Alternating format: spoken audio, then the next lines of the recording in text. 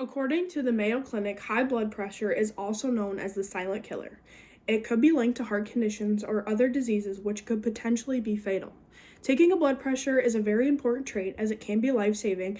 It only takes a few supplies and knowledge on a normal reading. The first thing you want to do is gather your materials. You are going to need a stethoscope, a sphygmomanometer, which is also known as a blood pressure cuff. You are going to learn a normal blood pressure reading, and you're going to need a person to take the blood pressure on. A stethoscope looks like this, and it is used to measure a person's heartbeat. You're going to want to put the earpieces together, put it on the tip of your nose, and it should be going away towards your ears. Place it in your ears and lightly tap on this piece called the diaphragm. If you hear a loud noise, you know you have done it right, but make sure you don't tap too hard as it could potentially hurt your eardrums. If you are using a stethoscope with other people and sharing it, it is important to use an alcohol wipe to wipe off the earpieces because it could give you an ear infection if not. Next, we're going to learn how to use a blood pressure cuff. It will come in something like this, and when you take it out, it has a few parts. This is the cuff itself, and on it has little arrows where you place the cuff on the arm, and it has a little pocket on the top to place the gauge right here. This is the gauge. Mine goes up by 20, and it has a little tick mark in between, which tells you that that's the 10 mark.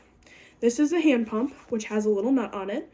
Before starting, it is important to make sure it is completely tightened, and you can practice this by pumping up the cuff. If it inflates, you know you've done it right.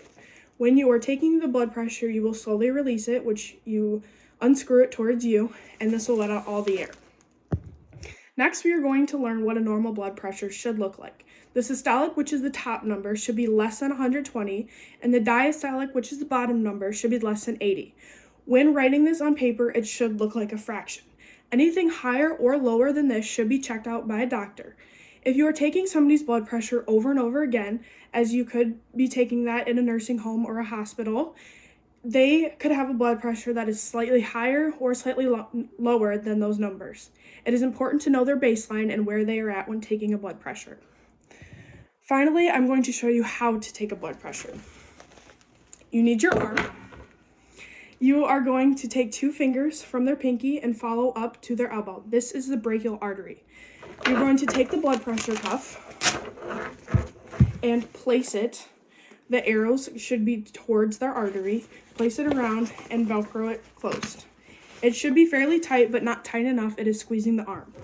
Then you're going to take your stethoscope, put it in your ears, take the diaphragm piece and put it on where the arrows are pointing. Hold it with 2 fingers.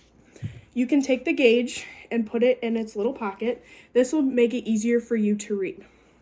Tighten up the bolt and pump up to 180. Next, you are going to slowly release and listen for the first heartbeat. This will be your first top number, the systolic.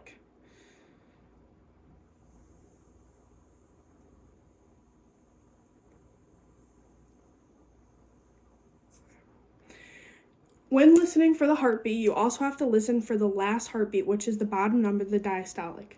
For her, I got about 110 over 80, which is okay. Then you can take it off the person. It is important to remember that when taking a blood pressure, you should only do it on that said arm one time. If you need to take it again, you either need to wait or you need to take it on their other arm. If you're taking a blood pressure on somebody who say has left-sided weakness, you should take it on their right side. This will get you the best reading. You can take a blood pressure with clothes on, but it would be a more accurate read to have the clothes off and have an open arm. It is also important to remember that you can be up to 4 numbers off the systolic and the diastolic for the blood pressure to be accurate. Taking a blood pressure is a very important thing to learn as it can be life-saving, only requires a few supplies and knowledge on a normal reading. It is also something that should be monitored because it can show underlying health conditions which could be fatal. This is why it is important to know how to take a blood pressure, and it can be very helpful in an emergency situation as well.